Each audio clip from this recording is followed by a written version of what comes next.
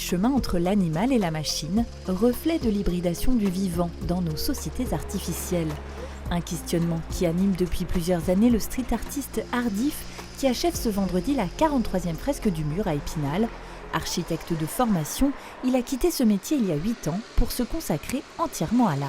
Le message que je veux porter, c'est un équilibre à trouver, une balance à trouver entre notre progrès technique et notre respect de notre patrimoine naturel.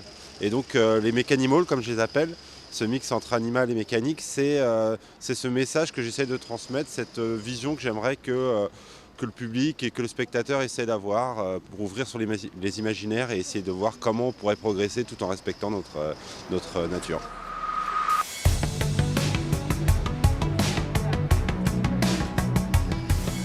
Le pandarou, c'est un animal très placide, très gentil, très mignon.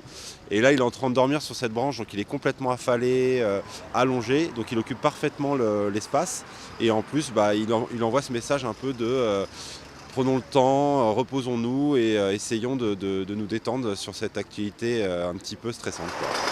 Se détendre, pas toujours facile dans le tapage des travaux, mais pas de quoi brouiller le message cependant, qui semble trouver écho chez ces lycéens en visite dans le cadre de leur cours d'art plastique. Et ravis de pouvoir échanger avec l'artiste. Je trouve ça magnifique en fait, et je fais beaucoup de liens aussi avec nos cours de philo qu'on voit en ce moment. Dans cette œuvre, en fait, j'y vois une certaine contradiction. D'un côté, on voit que l'animal, c'est quelque chose de très scientifique, en fait, que la plus belle machine, elle se trouve dans la nature.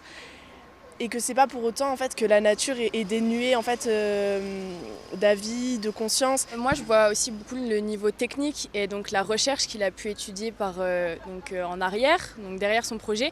Et je trouve que c'est intéressant parce que par exemple on voit beaucoup qui travaillent sur les ombrages et les ombrages c'est ce qu'on a vu actuellement en cours. Une source d'inspiration pour ces jeunes, que l'artiste lui-même puise dans l'univers des films d'animation de Miyazaki qui ont bercé son enfance.